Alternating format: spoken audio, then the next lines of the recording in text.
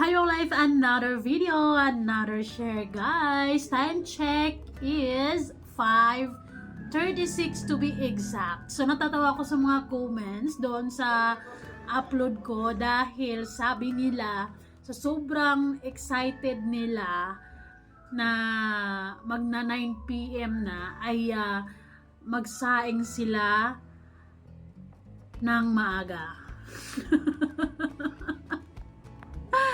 Reminders lang guys, paalala, oo dapat lang, no? Gawin na ang dapat gawin para walang istorbo while manood mamaya sa premiere. Dahil balita ko, ang dami daw talagang pasabog, ang daming mga kaganapan na talaga namang nakakatuwa, nakakakilig, ang saya-saya daw talaga ng kaganapang ito, kaya don't miss it. Magsahin ka na agad-agad dyan, pakainin mo na ang dapat pakainin para mamaya ay walang istorbo, kakain na bago mag alas 9 para mamaya ay lahat tayo nakatutok sa premiere ni Dodong Roel.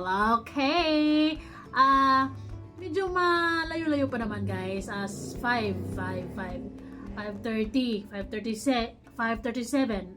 Meron pa kayong 5, 6, 7, 8, 9. Okay, 4 hours. Ang kukulit ng mga nasa comment section. Grabe. Doon ko nararamdaman yung sobrang suporta, sobrang pagmamahal, sobrang excitement, at grabe yung mga grabe daw talaga yung preparations ng team na to. Well, as you can see, nakikita nyo naman sa mga lumalabas na mga patikim ay grabe yung lugar. Sobrang ganda yung lugar.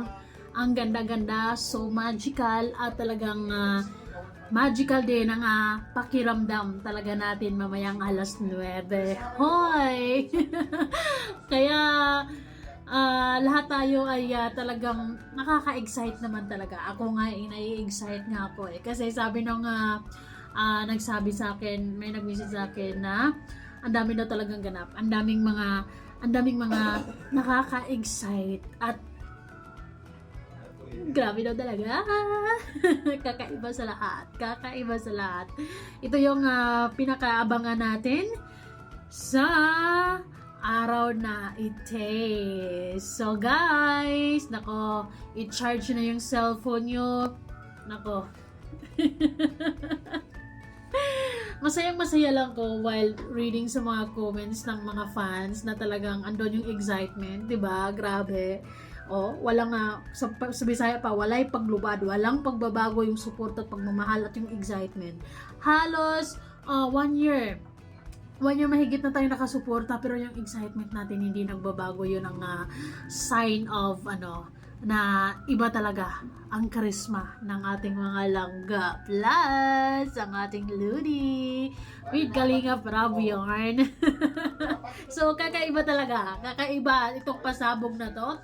Maraming salamat sa Team Rochelle Blue Hearts, solid supporters. Grabe kayo kung magpasabog, talagang sabog. sabog sa pure na kasiyahan, ay pure kilig, pure excitement. Nako, na-excite tuloy ako lalo na magna 9 na mag-premiere na. So okay. Makapaghintay naman din tayo, di ba? Ay, doon natin malalaman ang mga kaganapan. So, chill lang muna tayo. Huwag na muna tayong lalabas. I-postpone mo na yung mga dates nyo dyan. Wow!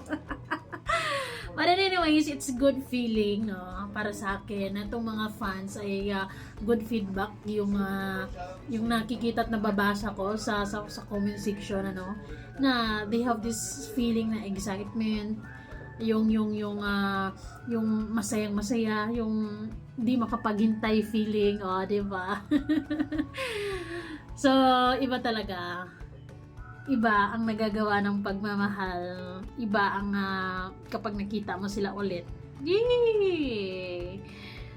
Yung Lodi mo in one picture ay grabe. Iba yung feeling, iba yung kilig, iba yung dating. So, ayun lamang guys.